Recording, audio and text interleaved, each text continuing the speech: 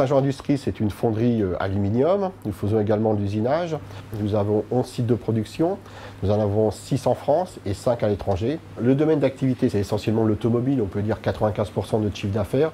Et ensuite, pour 5% quasiment, l'aéronautique et un peu donc, des produits industriels. Le Coba Press a permis le développement de la société puisque c'est une technologie innovante. C'est un mélange de fonderie et de forge.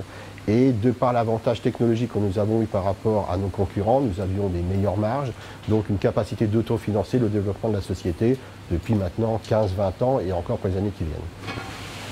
Nous avons environ 2000 collaborateurs. Nous avions un chiffre d'affaires en 2013 d'environ 240 millions d'euros. Nous revenons cette année vers des chiffres de 220 millions et vu les grandes commandes, les commandes que nous avons prises au cours de l'année, nous serons vers 300-330 millions en 2016.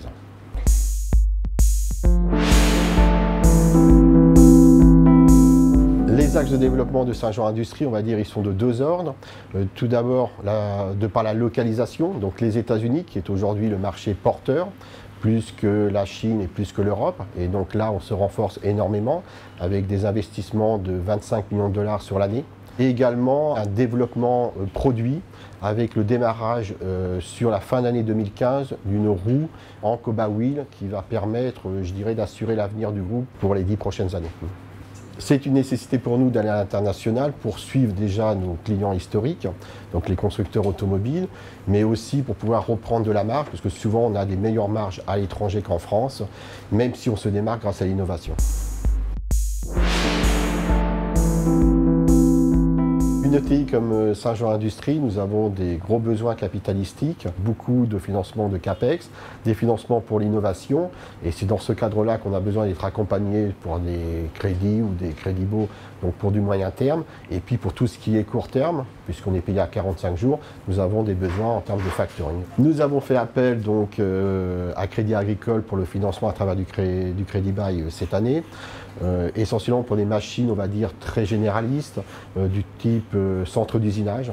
La facturage va nous améliorer notre trésorerie, donc tout ce qui améliore la trésorerie va nous permettre de pouvoir se développer plus rapidement et donc de faire de la croissance externe et d'aller vers d'autres marchés. Sur l'ensemble des sites français, donc, nous avons des contrats d'affacturage, donc des contrats pour tous domestiques et également à l'export. Donc de nombreux pays, je peux citer donc la Suisse, l'Allemagne, l'Angleterre, la Roumanie, la Slovaquie, l'Irlande, même la Belgique. Donc les avantages de l'affacturage, c'est une mise en œuvre rapide, c'est un paiement rapide J+1 et également un coût faible. La relation avec Crédit Agricole, leasing et factoring est une relation, on va dire, très ancienne, puisque je pense que depuis au moins 15-20 ans, cette relation existe. Nous avons des contacts qui sont assez stables, contrairement à d'autres banques, et de ce fait, certaines relations se sont nouées, ce qui permet d'avancer plus rapidement sur des dossiers.